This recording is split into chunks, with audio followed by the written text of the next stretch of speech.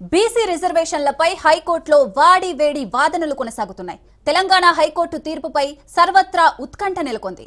BC రిజర్వేషన్లకు వ్యతిరేకంగా దాఖలైన పిటిషన్లపై స్టే ఇచ్చేందుకు కోర్టు నిరాకరించింది. హైకోర్టులో బీసీ రిజర్వేషన్ల పిటిషన్లపై వాద ప్రతివాదనలు వాడివేడిగా జరిగాయి.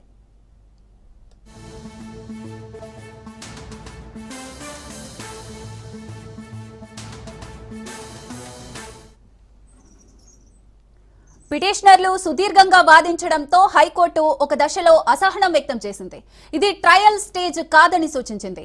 చట్టం లేకుండా బిల్లు ఎలా ఇస్తారని, ప్రభుత్వం జీవో ఇచ్చినా జీవో రాజ్యాంగబద్ధత గురించి ఆలోచించకుండా రాష్ట్ర ఎన్నికల సంఘం షెడ్యూల్ రిలీజ్ చేయడం ఏంటని పిటిషనర్లు ప్రస్తావించారు. ఇటు సుప్రీంకోర్టు పలు కేసుల్లో 50% సీలింగ్ విధించిన ఉదాహరణలు ధర్మాసనం ముందు ఉంచిన పిటిషనర్లు ట్రిపుల్ టెస్ట్ లో ఏ ఒక్క అంశాన్ని పాటించకుండా ప్రభుత్వం ఇచ్చిన జీవో, ఎన్నికల సంఘం ఇచ్చిన షెడ్యూల్ కొట్టివేయాలని పిటిషనర్లు అభ్యర్థించారు.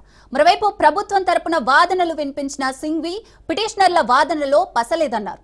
సుప్రీంకోర్టు తీర్పుల ప్రకారమే ఎంపెరికల్ డేటా ఆధారంగా లెక్కలు తీసి బీసీల రిజర్వేషన్లు పెంచామని తెలిపారు.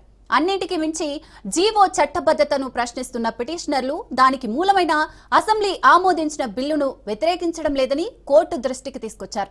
రాజ్యాంగం, సుప్రీంకోర్టు ఎక్కడా 50% సీలింగ్ అనే పరిమితిని బేసిక్ స్ట్రక్చర్ లాగా చూపడం లేదని స్పష్టం చేశారు.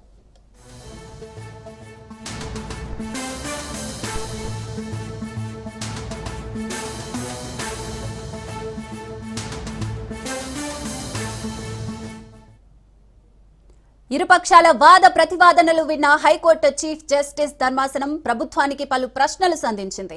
బిల్లులు గవర్నర్ దగ్గర చాలా కాలం నుంచి పెండింగ్ లో ఉండటాన్ని అసెంట్ గా భావిస్తున్నారా అని సర్కార్ అడ్వకేట్ సింఘ్విని ప్రశ్నించింది. ట్రిపుల్ టెస్ట్ ను ఫుల్ఫిల్ చేశారా అని క్వశ్చన్ చేసింది. రాష్ట్రం యూనిట్ గా జీవో ఇవ్వడాన్ని ఎలా సమర్థించుకుంటారని ప్రశ్నించింది. డెడికేషన్ కమిషన్ బయటపెట్టి ప్రజల నుంచి అభ్యంతరాలు స్వీకరించారా అని కోర్టు ప్రశ్నించింది. కోర్టు సమయం దగ్గర పడుతుండటంతో ఇరుపక్షాల వాద ప్రతివాదనలు కొనసాగించే ప్రయత్నం చేయడంతో ధర్మాసనం కేసును ఇవాల్టికి వాయిదా వేసింది. మధ్యాహ్నం 2:15 కేసు మళ్లీ బెంచ్ ముందుకు రానుంది. అయితే ఇంతలోనే నోటిఫికేషన్ రిలీజ్ చేసేందుకు ఎన్నికల సంఘం రెడీ అవుతోంది. జీవో ఇచ్చిన వెంటనే ఎన్నికల షెడ్యూల్ రిలీజ్ చేసిన ఈసీ తాజాగా హైకోర్టు రేపటికి కేసును వాయిదా వేయడంతో యథావిధిగా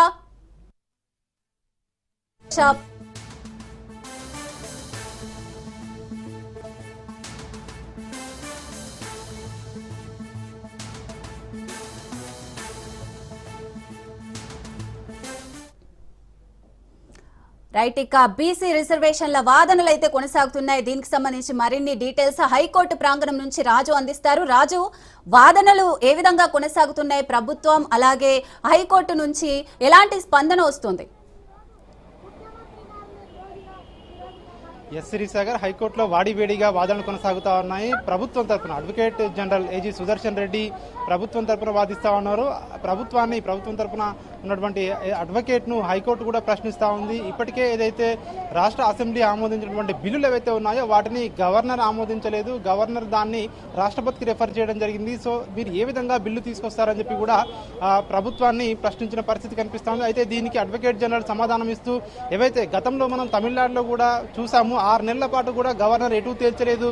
సో ఈ విధంగా గవర్నర్ల వ్యవస్థ ఉంది. అదేవిధంగా అక్కడ సుప్రీంకోర్టు మార్గదర్శకాల ప్రకారమే ఏదైతే గవర్నర్ ఆమోదించలేదు కాబట్టి అవి డీమ్డ్ గా ఆమోదించినట్టే, ఖచ్చితంగా మీరు ముందుకు వెళ్ళొచ్చు, అవి చట్ట ప్రకారమే అని చెప్పి కూడా ఆమోదించినట్టే అని చెప్పి గతంలో సుప్రీంకోర్టే తీర్పు ఇచ్చిందని చెప్పి కూడా అడ్వకేట్ జనరల్ హైకోర్టు దృష్టికి తీసుకురావడం జరిగింది.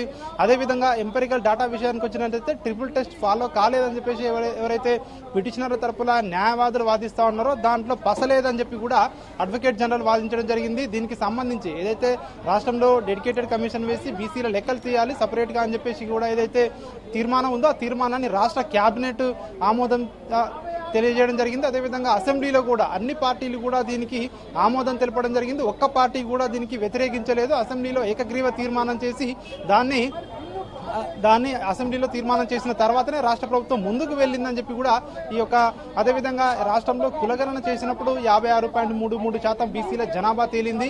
సో ఇందులో దీని ప్రకారమే 42% బీసీలకు రిజర్వేషన్లు ఇస్తూ రాష్ట్ర ప్రభుత్వం జీవో జారీ చేయడం జరిగిందని చెప్పి కూడా రాష్ట్ర ప్రభుత్వం తరపున వాదనలు అడ్వకేట్ జనరల్ ఏదైతే ఆయన వాదిస్తున్నటువంటి పరిస్థితి కనిపిస్తా ఉంది. అదేవిధంగా ప్రధానంగా ఈ సర్వే విషయంలో కానివచ్చు, అదేవిధంగా ఈ జీవో జారీ చేసిన విషయంలో కావచ్చు, సుప్రీంకోర్టు ఏదైతే మార్గదర్శకాల ప్రకారమే ముందుకు వెళ్ళామని చెప్పి కూడా చెప్తా ఉన్నారు.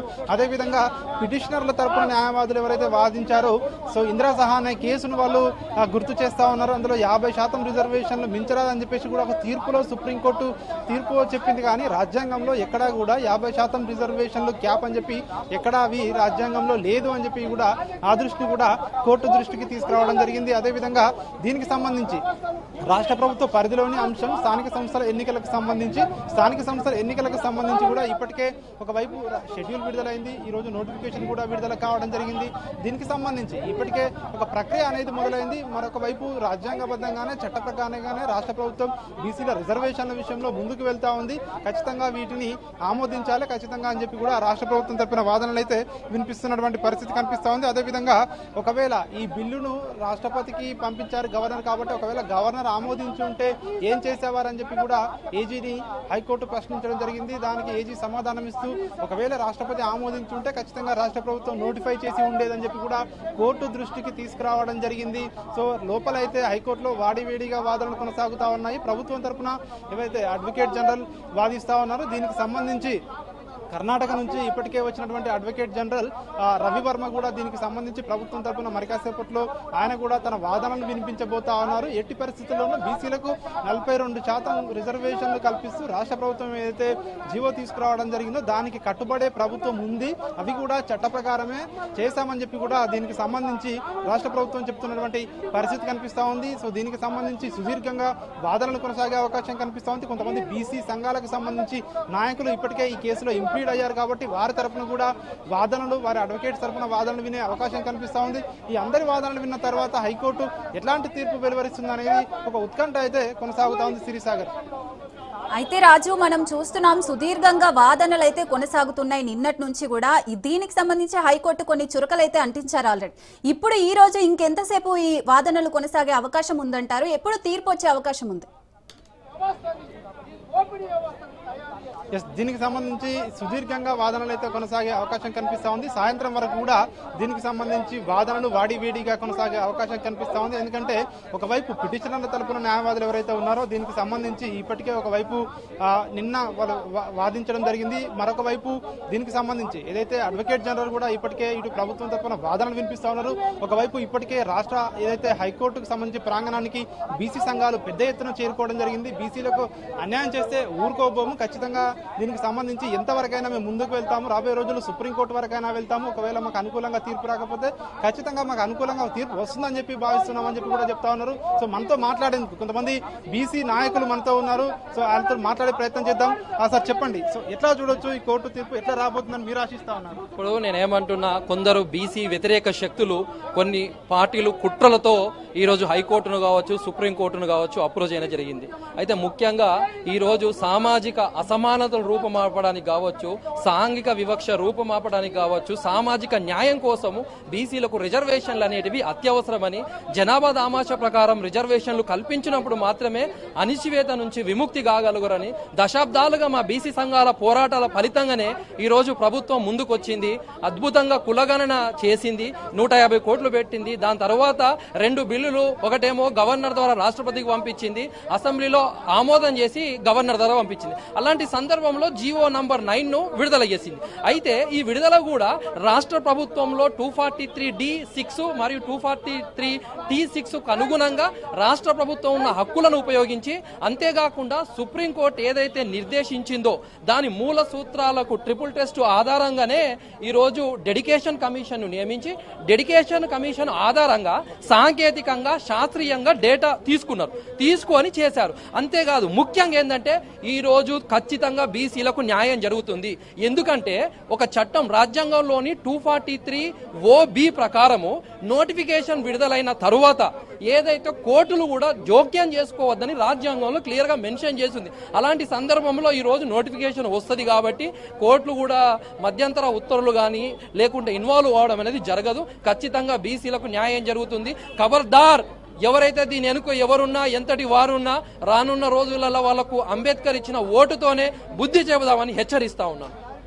సో ఇది చూస్తా ఉన్నాం. ఒకవైపు బీసీ సంఘాలు పెద్ద ఎత్తున హైకోర్టు ప్రాంగణానికి ఇక్కడ తరలి రావడం జరిగింది. మరొక వైపు ఇటు ప్రభుత్వం తరఫున అడ్వకేట్ జనరల్ కూడా ఇక్కడ గట్టిగానే వాదనలు అయితే వినిపిస్తున్నటువంటి పరిస్థితి కనిపిస్తా ఉంది. వాడివేడిగా వాదనలు అయితే కొనసాగుతా ఉన్నాయి. ఈ వాదనలు ఈ రోజు సాయంత్రం వరకు కూడా కొనసాగే అవకాశం కనిపిస్తా ఉంది. సాయంత్రం తరువాత తుది తీర్పు వెలువరించే అవకాశాలే ఈ రోజు ఎక్కువగా కనిపిస్తా ఉన్నాయి. సిరిసాగర్ అయితే రాజు, రైట్, థ్యాంక్ యూ రాజు.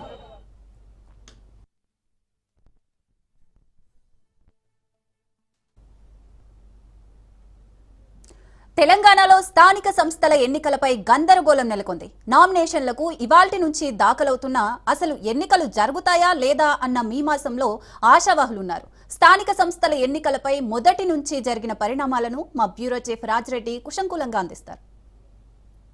తెలంగాణలో ఎక్కడ చూసినా స్థానిక సంస్థల ఎన్నికలపైనే చర్చ జరుగుతుంది. ఓవైపు ఎన్నికల కమిషన్ షెడ్యూల్ ఇచ్చింది, ఈ రోజు నుంచి నోటిఫికేషన్ విడుదల చేసింది, ఈ రోజు నుంచి నామినేషన్ దాఖలు చేయాలి. అయినా కానీ ఎన్నికలు జరగాయా అనే చర్చ జరుగుతుంది. ఎందుకు ఇదంతా చర్చ జరుగుతుంది అంటే, ప్రధానంగా కాంగ్రెస్ అధికారంలోకి వచ్చిన తర్వాత 42% బీసీలకు రిజర్వేషన్లు ఇస్తామని చెప్పింది. బీసీలకు 42% రిజర్వేషన్లు బీసీలకు ఇస్తామని చెప్పింది. కాంగ్రెస్ అధికారంలోకి వచ్చిన తర్వాత ఇక స్థానిక సంస్థల ఎన్నికలు పెట్టాలి, ఎట్లా పెట్టాలి, ఏం చేయాలా, ఈ 42% రిజర్వేషన్ అమలు కావాలంటే ఏం చేయాలంటే బీసీ కులగణన చేయాలి. అసలు కులగణన చేస్తే బీసీలు ఎంతమంది ఉన్నారో తెలుస్తుందనే ఉద్దేశంతో కులగణన స్టార్ట్ చేసిర్రు. దానికి డెడికేషన్ కమిషన్ వేసిర్రు, తర్వాత కులగణన పూర్తి చేసిర్రు. తర్వాత అసెంబ్లీలో అటు శాసనసభలో అటు శాసన మండలిలో తీర్మానం చేశారు. శాసన మండలిలో ఎమ్మెల్సీలు ఉన్నారు, అన్ని పార్టీలకు సంబంధించిన వాళ్ళు ఏకగ్రీవ తీర్మానం చేశారు. శాసనసభలో అన్ని పార్టీలకు సంబంధించిన వాళ్ళు ఉన్నారు, అన్ని పార్టీలకు సంబంధించిన ఎమ్మెల్యేలు కూడా తీర్మానం చేశారు బీసీలకు 42% రిజర్వేషన్. ఓకే, డన్, ఇక్కడ వరకు బాగానే ఉంది. తర్వాత రాష్ట్రపతి దగ్గరికి పంపించారు, గవర్నర్ దగ్గరికి పంపించారు. ఈ చట్టం కావాలంటే అటు రాష్ట్రపతితో ఇటు గవర్నరో ఆమోదం పొందాల. కానీ చట్టం కావాలంటే ఆమోదం తప్పనిసరి. గవర్నర్ ఆమోదం, రాష్ట్రపతి ఆమోదం కంపల్సరీ. కానీ గవర్నర్ ఆమోదం తెలపలే, రాష్ట్రపతి ఆమోదం తెలపలే. ఆ రెండు ఏదైతే శాసన మండలిలో శాసనసభలో ఏకగ్రీవ తీర్మానం చేశారో 42%కి అవి పెండింగ్లో ఉన్నాయి. పెండింగ్లో ఉండగా ఏం చేసిర్రు అంటే, ఇక ప్రభుత్వం ప్లాన్ చేసింది ఇది పెండింగ్లో ఉంది, ఎట్లయినా సాధ్యమయ్యేటట్లేదు కాబట్టి జీవో విడుదల చేస్తాం, 42% రిజర్వేషన్లు అమలు చేస్తున్నామని జీవో రిలీజ్ చేస్తామని లీకులు వచ్చినాయి. లీకులు వస్తే మొదటగా క్యాచ్ చేసింది మీడియా. ఇక త్వరలోనే స్థానిక సంస్థల ఎన్నికలు జరగబోతాయి. అసలు మొత్తము ఈ అసెంబ్లీలో తీర్మానం చేసినటువంటి బిల్లులు పెండింగ్లో ఉన్నాయి కాబట్టి గవర్నర్ దగ్గర, రాష్ట్రపతి దగ్గర ఇక 42% జీవో 42% బీసీలకు కేటాయిస్తూ జీవో ఇవ్వబోతుంది అని ప్రచారం జరిగింది. ఈ యొక్క నేపథ్యంలో అలర్ట్ అయ్యారు కొంతమంది. అలర్ట్ అయ్యి ఏం చేసిర్రు, అసలు 42% బీసీలకు ఎట్లా వస్తుంది అనే ఉద్దేశంతో కొంతమంది పిటిషనర్లు పోయి హైకోర్టులో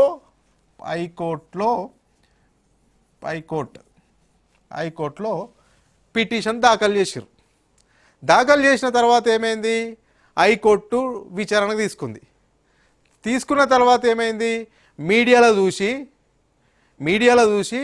మీరు ఎట్లా హైకోర్టుకు వస్తారు, ఎట్లా పిటిషన్ వేస్తారు అనేది ఉద్దేశంతో అసలు నిజంగానే వేసిన తర్వాత షెడ్యూల్ వచ్చిన తర్వాత మాకు చెప్పండి, మీడియాలో చూసిన తర్వాత ఎట్లా వస్తారు అనేది కొట్టివేసింది. పిటిషన్లు వేసిన దాన్ని కొట్టివేసింది. ఆ తర్వాత జీవో వచ్చింది. వచ్చిన తర్వాత మళ్ళీ ఇదే హైకోర్టుకు వెంటనే పిటిషనర్లు వెళ్ళిన తర్వాత కేవలం 6 గంటల సమయం తీసుకుంది. 6 గంటల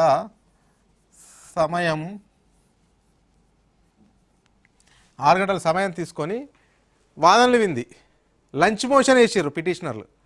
జీవో వచ్చింది కదా అని లంచ్ మోషన్ వేసిన తర్వాత దాన్ని 8వ తారీఖు వరకు వాయిదా వేసిర్రు. వివరణ 8వ తారీఖు నాడు వాదనలు వింటామని హైకోర్టు వాయిదా వేసింది. ఆ తర్వాత ఏమైంది, జీవో వచ్చిన తర్వాత షెడ్యూల్ కూడా విడుదల చేసిర్రు. సుప్రీంకోర్టు తలుపు తట్టిర్రు పిటిషనర్లు. మళ్ళీ ఎక్కడికి వెళ్ళరు, సుప్రీంకోర్టు సుప్రీంకోర్టుకు వెళ్ళారు. ఈ సుప్రీంకోర్టుకు వెళ్ళిన తర్వాత అసలు కింద హైకోర్టు ఉన్నది, హైకోర్టులో వాదనలు కాలేదు, హైకోర్టులో అసలు కేసు గురించి తేల్చలేదు, హైకోర్టులో 8వ తారీఖు నాడు వాయిదా వేసింది, మా దగ్గరికి ఎందుకు వచ్చిర్రు మీరు మళ్ళీ హైకోర్టుకు వెళ్ళరు అనేది సుప్రీంకోర్టు తీర్పిచ్చింది. ఈ యొక్క నేపథ్యంలో హైకోర్టులో 8వ తేదీ అంటే నిన్న వాదనలు జరిగినాయి. జరిగిన తర్వాత హైకోర్టులో పిటిషన్ల తరపున న్యాయవాదులు వాదనలు బలంగా వినిపించారు. ఎందుకంటే ఈ యొక్క జీవో చెల్లుబాటు కాదు, ఇది రాజ్యాంగ విరుద్ధం, రాజ్యాంగంలో ఎక్కడ లేదు, తర్వాత త్రిబుల్ టెస్టుకు అనుగుణంగా లేదు అనేది కూడా పిటిషన్ల తరపున న్యాయవాదులు మాట్లాడినటువంటి అంశం. ఆ తర్వాత ప్రభుత్వం తరపున ఉన్నటువంటి వాదించినటువంటి లాయర్లు కూడా త్రిబుల్ టెస్ట్ జరిగింది, డెడికేషన్ కమిషన్ ఏర్పాటు చేశాం, ఎంపారికల్ డేటా ఉంది, 50% కూడా చేసుకోవచ్చు, రాజ్యాంగంలో ఎక్కడ కూడా 50% రిజర్వేషన్లు దాటద్దు అని పొందుపరచలేదు, కేవలం సుప్రీంకోర్టు గైడ్లైన్స్ సుప్రీంకోర్టు తీర్పు మాత్రమే ఉందని చెప్పింది. అయితే ఇదంతా కూడా ఇవాళ నోటిఫికేషను, నిన్ననేమో కోర్టులో పిటిషన్ తరపు న్యాయవాదులు మరి ఎన్నికల నోటిఫికేషన్ పడ్డది కదా స్టే ఇవ్వండి అని న్యాయమూర్తిని అడిగితే ఇవ్వలేదు. ఇవ్వకపోగా ప్రభుత్వం తరపున ఉన్నటువంటి వాళ్ళు ఆల్రెడీ షెడ్యూల్ విడుదలైంది, రేపు నోటిఫికేషన్ కూడా విడుదలవుతుంది అన్నారు. అయితే దాని మీద స్టే ఇవ్వండి నోటిఫికేషన్ మీద అనేది ఈ యొక్క వాదనలు వినిపించినటువంటి పిటిషన్ తరపున వాదనలు వినిపించినటువంటి అడ్వకేట్లు కోరగా సెసామేరా అని కోర్టు ఈ రోజు అడిగి వాయిదా వేసింది. ఈరోజు నామినేషన్ల ప్రక్రియ, ఈరోజు నోటిఫికేషన్ విడుదలైంది. ఇక మొత్తం గందరగోళంగా ఉంది. హైకోర్టు ఏమో మొదటగా మీడియా మాటలు పట్టుకొని ఎట్లా వస్తారు అని హైకోర్టు ఫస్ట్ కొట్టేసింది. ఇక్కడ ఫస్ట్ స్టెప్ ఏంది, ప్రచారం జరుగుతుంది ఇట్లా జీవో ఇస్తారని హైకోర్టును ఆశ్రయిస్తే హైకోర్టు కొట్టేసింది. హైకోర్టు కొట్టేసిన తర్వాత జీవో ఇచ్చిర్రు, జీవో వచ్చింది. జీవో వచ్చిన తర్వాత మళ్ళా లంచ్ మోషన్ వేసిర్రు. లంచ్ మోషన్ వేస్తే 6 గంటలులోనే విచారణ చేసింది, 8వ తారీఖు వాయిదా వేసింది. ఆ మధ్య వ్యవధిలో సుప్రీంకోర్టుకు వెళ్ళిర్రు. సుప్రీంకోర్టుకు పోతే హైకోర్టులో ఉండగా పెండింగ్లో ఉండగా ఎట్లా వస్తారని మళ్ళీ హైకోర్టుకు పంపించారు. హైకోర్టు ఇప్పుడేమో ఈ నోటిఫికేషన్కు స్టే ఇవ్వండి అంటే ఇవ్వట్లేదు. ఈ యొక్క నేపథ్యంలో ఇప్పుడు ఏంటంటే ఎవరికి అర్థం కాని పరిస్థితిలో ఉంది. నిజంగా చెప్పాలంటే ప్రభుత్వంలో ఉన్నటువంటి పెద్దలకే అసలు హైకోర్టు ఏం తీర్పిస్తుంది అనేది కూడా ఒక ఇంట్రెస్టింగ్గా మారబోతుంది. హైకోర్టు సానుకూలంగా తీర్పిస్తుందా లేకపోతే వ్యతిరేకంగా తీర్పిస్తుందా, హైకోర్టు 42% రిజర్వేషన్ అనుమతిస్తుందా లేకపోతే తిరస్కరిస్తుందా అని ఇంట్రెస్టింగ్. ఈ ఒకవేళ హైకోర్టు కనుక అనుమతిస్తే యథాతథంగా ఎన్నికలు జరుగుతాయి, నో ఇష్యూ. ఒకవేళ హైకోర్టు కనుక ఈ యొక్క 42%ని కొట్టివేస్తే మాత్రము మళ్ళా ఎన్నికల ప్రాసెస్ ఎట్లా అనేది మళ్ళీ మొదటికి వస్తుంది, క్వశ్చన్ మార్క్ పెద్దగా. అయితే ఈ రోజు నుంచే నామినేషన్ ప్రక్రియ ప్రారంభమవుతున్నటువంటి నేపథ్యంలో నామినేషన్ ఇవ్వాలా వెయ్యాలా వెయ్యొద్దా అనే మీమాంసలో ఉన్నారు. మొత్తానికైతే గతంలో ఎన్నడూ జరగని విధంగా స్థానిక సంస్థల ఎన్నికల్లో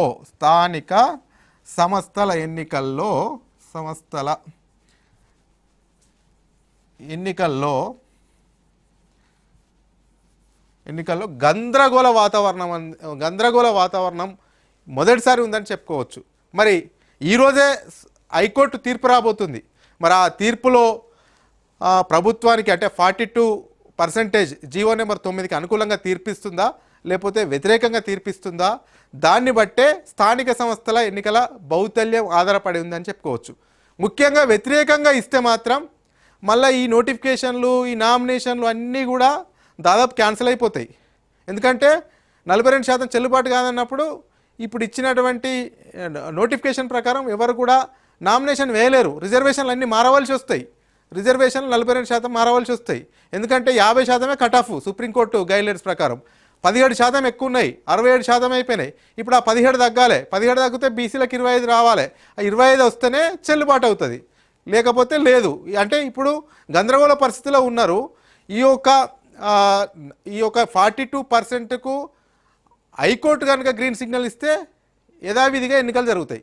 కానీ ఎన్నికలు జరిగినా కానీ ఎన్నికలు జరుగుతాయి, ఎన్నికలు షెడ్యూల్ ప్రకారం పోతాయి. బట్ ఆ లోపల మళ్ళా సుప్రీంకోర్టుకి ఎవరన్నా ఆశ్రయిస్తే కూడా మళ్ళా ఎలాంటి పరిణామాలు చోటు చేసుకుంటాయో అనేది కూడా ఆసక్తికరంగా ఉంది. మొత్తానికైతే ఎన్నికల ప్రక్రియ ప్రారంభమైనప్పటి నుంచి చూసుకున్నట్టయితే తెలంగాణలో స్థానిక సంస్థల ఎన్నికల్లో ఎప్పుడు లేనంత గందరగోళం మొదటిసారిగా ఏర్పడిందని కూడా చెప్పుకోవచ్చు. మరి ఈరోజు ఒక క్లారిటీ రాబోతుంది, ఏమొస్తుందో చూద్దాం. రైట్. బీసీ రిజర్వేషన్ బిల్లుపై హైకోర్టులో వేడిగా విచారణ కొనసాగుతోంది. పిటిషనర్స్, ప్రభుత్వం తరపు న్యాయవాదులు బిల్లుపై తమ వాదనలు వినిపిస్తున్నారు. ఈ క్రమంలోనే భారీగా బీసీ నేతలు హైకోర్టుకు చేరుకున్నారు. కోర్టు తీర్పు కోసం ఆసక్తిగా ఎదురు చూస్తున్నారు. బీసీ రిజర్వేషన్ బిల్లుపై తీర్పు ప్రభుత్వానికి అనుకూలంగా వస్తుందంటున్నారు బీసీ నేత, Rajya Sabha MP R Krishnaiah. BC reservations అనేవి ఎప్పటి నుంచో బీసీల కళ అని, చట్ట ప్రకారమే బీసీ రిజర్వేషన్లకు ప్రభుత్వం 42% పెంచిందంటున్న ఆర్ కృష్ణయ్యతో Ratnakumar face to face. BC రిజర్వేషన్ల బిల్లుకు సంబంధించి తెలంగాణ హైకోర్టులో ప్రస్తుతం విచారణ 2వ రోజు కొనసాగుతుంది. ఈ క్రమంలోనే వరుసగా బీసీ నేతలు ఇటు హైకోర్టుకు చేరుకుంటున్నారు. ప్రజెంట్ మనతో బీసీ కీలక నేత అలాగే రాజ్యసభ ఎంపీ కృష్ణయ్య గారు ఉన్నారు. సార్, ఏం చెప్తారు? ఎటువంటి ఫలితం వచ్చేటువంటి అవకాశం ఉంది? బీసీ నేతగా చాలా కాలం నుంచి పోరాడుతున్నారు, ఏం చెప్తారు? ధర్మం, న్యాయం, చట్టాలు, కోర్టు తీర్పులు, రాజ్యాంగంలోని ప్రొవిజన్స్ అన్ని బీసీలకు అనుకూలంగా ఉన్నాయి. అంత ప్రొసీజర్ ప్రకారమే జరిగింది. రాజ్యాంగంలో అన్నిటికంటే గొప్పది ఏంటిది? రాజ్యాంగం. రాజ్యాంగంలోని ఆర్టికల్ 243(d)(6) ప్రకారము రాష్ట్ర ప్రభుత్వానికి అధికారం ఇచ్చారు. ఆ అధికారం ఉపయోగించే జీవో నెంబర్ 9 తీశారు. కాబట్టి ఆ కేసుకు రాజ్యాంగ పద్ధతి ఉంది, చట్టబద్ధత. అసెంబ్లీలో బిల్లు పాస్ చేసి చట్టబద్ధత కల్పించారు. సుప్రీంకోర్టు తీర్పు ప్రకారం జనాభా లెక్కలు, డెడికేటెడ్ కమిషన్ ఇచ్చారు. ఇంకొకటి మెరిట్ 50% సీలింగ్ అన్నారు. 50% సీలింగ్ రాజ్యాంగంలో ఎక్కడ లేదు. ఇది అవుట్డేటెడ్ ఫార్ములా. ఇక విద్యా మండల కమిషన్లో ఒక తీర్పులో 50% సీలింగ్ ప్రస్తావిస్తే అది 9 మంది జడ్జీలు 3 అన్నారు. 5 మంది జడ్జీలు వ్యతిరేకించారు. మూడవది, ఇక్కడే మెరిట్ ఉందా? విద్యా ఉద్యోగాలలో మెరిట్ ఉంటుందని ఒక ఊహతోటి 50% సీలింగ్ పెట్టారు. రాజకీయాలలో ఏం మెరిట్ ఉంటుంది? సంతకం పెట్టడానికి రానోళ్ళు కూడా చీఫ్ మినిస్టర్ అయినరు, సంతకం పెట్టడానికి రానోళ్ళు కూడా ఎంపీలు అయినరు, ఎమ్మెల్యేలు అయినరు. ఇప్పుడు కూడా ఇంకున్నారు, పార్లమెంట్లు ఉన్నారు, అనేక అసెంబ్లీలు ఉన్నారు. ట్రైబల్ ఏరియాలు ఉన్నటువంటి అసెంబ్లీలో ఇప్పటికి సంతకం రానటువంటి వాళ్ళు ఉన్నారు. బీసీలు సంతకం రానోళ్ళు ఉన్నారు. మా రిజర్వేషన్ నుంచి వచ్చిన వాళ్ళు కూడా ఉన్నారు. కాబట్టి దీని మెరిట్ దీనికి వర్తించదు. ఖచ్చితంగా జనాభా ప్రకారం రిజర్వేషన్లు పేదరిక నిర్మూలన పథకం కాదు. రిజర్వేషన్లు ప్రాతినిధ్యం కల్పించి రిజర్వేషన్ల ద్వారా చదువు, రిజర్వేషన్ల ద్వారా పదవి ద్వారా అధికారం ద్వారా ఈ కులాల గౌరవం పెరగడానికి రిజర్వేషన్లు పెట్టింది తప్ప పేదరిక నిర్మూలన పథకం. ఉభయ సభల్లో బిల్లు ఆమోదం పొందినప్పటికీ కూడా గవర్నర్ దగ్గర గత కొంతకాలం నుంచి పెండింగ్ లో ఉందన్న విషయాన్ని పిటిషనర్లు ఆ పిటిషన్ దాఖలు చేయడం అది అడ్మినిస్ట్రేటివ్ ప్రొసీజర్ అది. కాబట్టి దానికి కొంత టైం పడుతుంది. దానికి అనేక రీజన్స్ ఉంటాయి. తప్పనిసరి అది కూడా పాసిబుల్ అవుతుంది, అయిపోతుంది. సో రాజ్యాంగంలో కోర్టు తీర్పులు ఉన్నాయి. లేట్ అయితే ఆటోమేటిక్గా పాస్ అయినట్టే లెక్క. సో అది ఖచ్చితంగా ప్రస్తుతం విచారణల తర్వాత ఎన్నికలకు ఎటువంటి డోకా అనేది ఉండదు. అలాగే బీసీ రిజర్వేషన్ బిల్ అనేది ఖచ్చితంగా కోర్టుల పరిధిలో కూడా దీనికి ఒక పాజిటివ్ రిజల్ట్ అనేది వస్తున్నటువంటి ఆశాభావాన్ని బీసీ నేతలు వ్యక్తం చేస్తున్నటువంటి పరిస్థితి ఇక్కడ కనిపిస్తుంది. కెమెరా పర్సన్ భరత్తో రత్నకుమార్, హైకోర్టు నుంచి.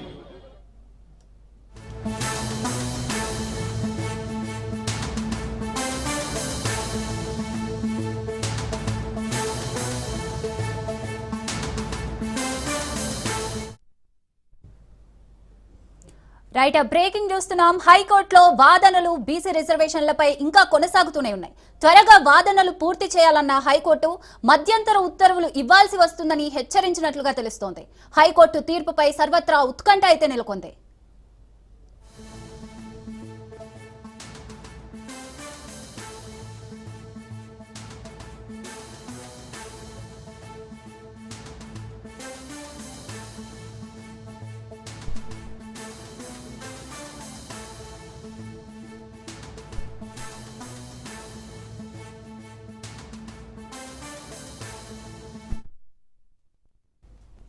రైట్. బీసీ రిజర్వేషన్లకు సంబంధించి హైకోర్టులో వాదనలు అయితే కొనసాగుతూనే ఉన్నాయి. త్వరగా వాదనలు పూర్తి చేయాలని హైకోర్టు సూచించినట్లుగా అయితే తెలుస్తోంది. మధ్యంతర ఉత్తర్వులు ఇవ్వాల్సి వస్తుందని ధర్మాసనం హెచ్చరించినట్లుగా తెలుస్తోంది. హైకోర్టు తీర్పుపై సర్వత్రా ఉత్కంఠ నెలకొంది.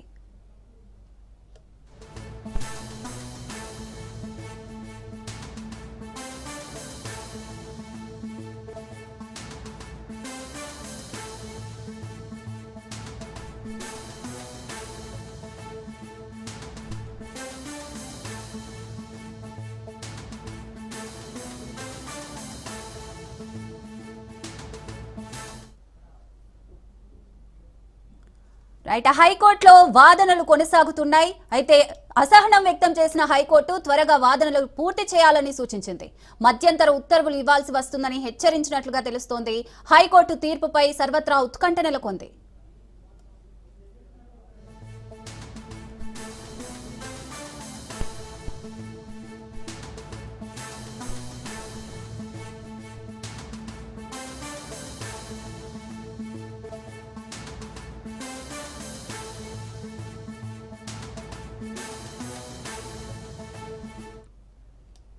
రైట్, బ్రేకింగ్ చూస్తున్నాం. హైకోర్టులో బీసీ రిజర్వేషన్లకు సంబంధించి వాదనలు ఇంకా కొనసాగుతూనే ఉన్నాయి. త్వరగా వాదనలు పూర్తి చేయాలని అసహనం వ్యక్తం చేసిన హైకోర్టు తొందరగా వాదనలు పూర్తి చేయాలని సూచించింది. మధ్యంతర ఉత్తర్వులు ఇవ్వాల్సి వస్తుందని ధర్మాసనం హెచ్చరించినట్లుగా తెలుస్తోంది. హైకోర్టు తీర్పుపై ఉత్కంఠ నెలకొంది.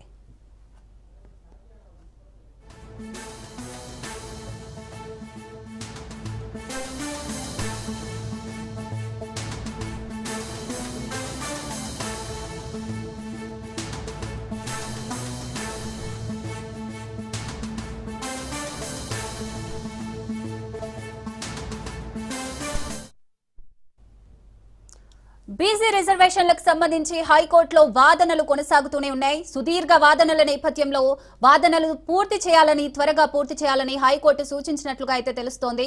మధ్యంతర ఉత్తర్వులు ఇవ్వాల్సి వస్తుందని ధర్మాసనం హెచ్చరించినట్లుగా తెలుస్తోంది. హైకోర్టు తీర్పుపై సర్వత్రా ఉత్కంఠ నెలకొంది.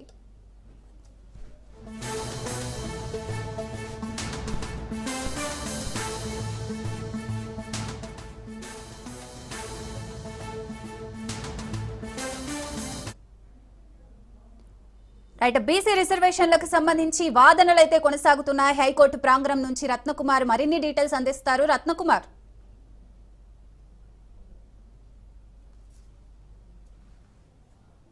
బీసీ రిజర్వేషన్ల బిల్లుకు సంబంధించి ప్రస్తుతం తెలంగాణ హైకోర్టులో వాదనలు కొనసాగుతున్నాయి. అడ్వకేట్ జనరల్ సుదర్శన్ రెడ్డి తన వాదనలను ప్రభుత్వానికి అనుకూలంగా వినిపిస్తున్నటువంటి పరిస్థితి కనిపిస్తుంది. ముఖ్యంగా ఈ యొక్క బీసీ రిజర్వేషన్ బిల్లుకు సంబంధించి గతంలో ఏ కోర్టులు ఎటువంటి తీర్పులను ఇవ్వడం జరిగింది, ప్రభుత్వానికి అనుకూలంగానేటువంటి విషయాల్లో భాగంగానే పలు ఇన్సిడెంట్స్ ను కూడా ఆయన మెన్షన్ చేయడం జరిగింది. కొద్దిసేపటి క్రితమే గుజరాత్ లో జరిగినటువంటి పంచాయతీరాజ్ ఎన్నికలకు సంబంధించి కూడా గతంలో కోర్టు ఎటువంటి తీర్పులు చెప్పింది అనేటువంటి విషయాలను కూడా ఆయన మరొకసారి మెన్షన్ చేసినటువంటి పరిస్థితి ఉంది.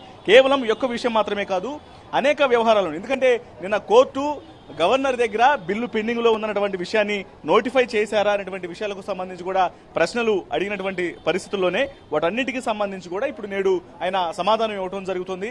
సో ప్రస్తుతం అన్నిటి గురించి ఒకసారి మాట్లాడేటువంటి ప్రయత్నం చేద్దాం. అసలు ప్రజెంట్ ఏజీ ఇస్తున్నటువంటి వాదనలకు సంబంధించి మరోవైపున ఎటువంటి తీర్పులు వచ్చేటువంటి అవకాశం ఉంది, ప్రస్తుతం ఈ బీసీ రిజర్వేషన్ల బిల్లు మీద మరిన్ని వివరాలు తెలుసుకునే ప్రయత్నం చేద్దాం. ప్రజెంట్ మనతో కుమారస్వామి గారు ఉన్నారు. సరే, ఏం చెప్తారు? ప్రస్తుతం వాడివేడి చర్చలు జరుగుతున్నాయి. అడ్వకేట్ జనరల్ తన యొక్క వాదనలను వినిపిస్తూ ఉన్నారు. ప్రభుత్వానికి సంబంధించి బిల్ అనేది ఎందుకు దీన్ని యాక్సెప్ట్ చేయాలి, ఎన్నికలను నిర్వహించుకోవడానికి అడ్డంకులు లేకుండా చేయాల్సినటువంటి రీజన్స్ ఏమేమి ఉన్నాయన్న విషయాన్ని కూడా చీఫ్ జస్టిస్ కు వివరిస్తున్నటువంటి పరిస్థితి కనిపిస్తుంది. ఏం చెప్తారండి? ఇప్పుడు ఈరోజు తెలంగాణ రాష్ట్రము అత్యంత ప్రతిష్టాత్మకంగా ఈరోజు జీవో నంబర్ 9 తీసింది. దీనికి కొందరు రిజర్వేషన్ల వ్యతిరేకులు, బీసీ వ్యతిరేకులు ఈరోజు కొందరు హైకోర్టును మరియు సుప్రీంకోర్టును ఆశ్రయించడం జరిగింది. ఈ సందర్భంగా సుప్రీంకోర్టు కూడా క్లియర్గా చెప్పింది. హైకోర్టులో విచారణ జరుగుతున్న సందర్భంలో సుప్రీంకోర్టుకి ఎందుకు వచ్చారని వారికి మొట్టకాయలేసి కేసు ఏదైతే వాళ్ళు వేశారో ఎస్ఎల్పి దాన్ని డిస్మిస్ చేసిన పరిస్థితి మనందరికీ తెలిసింది.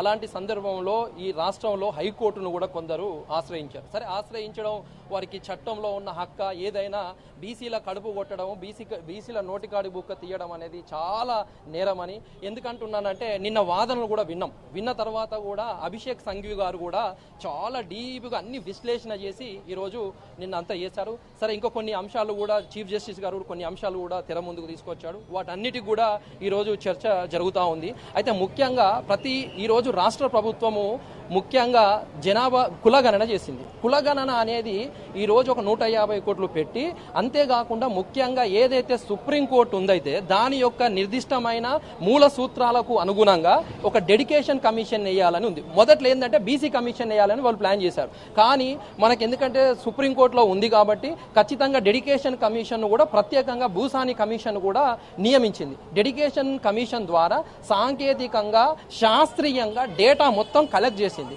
సో సుప్రీంకోర్టుకు అనుగుణంగానే డేటా మొత్తం చేసి దాని తర్వాతనే ఏదైతే విద్యా ఉద్యోగాల రిజర్వేషన్లు కావచ్చు, స్థానిక సంస్థల రిజర్వేషన్లు కావచ్చు, ఈ 2 బిల్లులు కూడా గవర్నర్ ద్వారా రాష్ట్రపతికి పంపించింది. రాష్ట్రపతి దగ్గర పెండింగ్ లో పెట్టారు. ఆ తర్వాత సరే అక్కడ పెండింగ్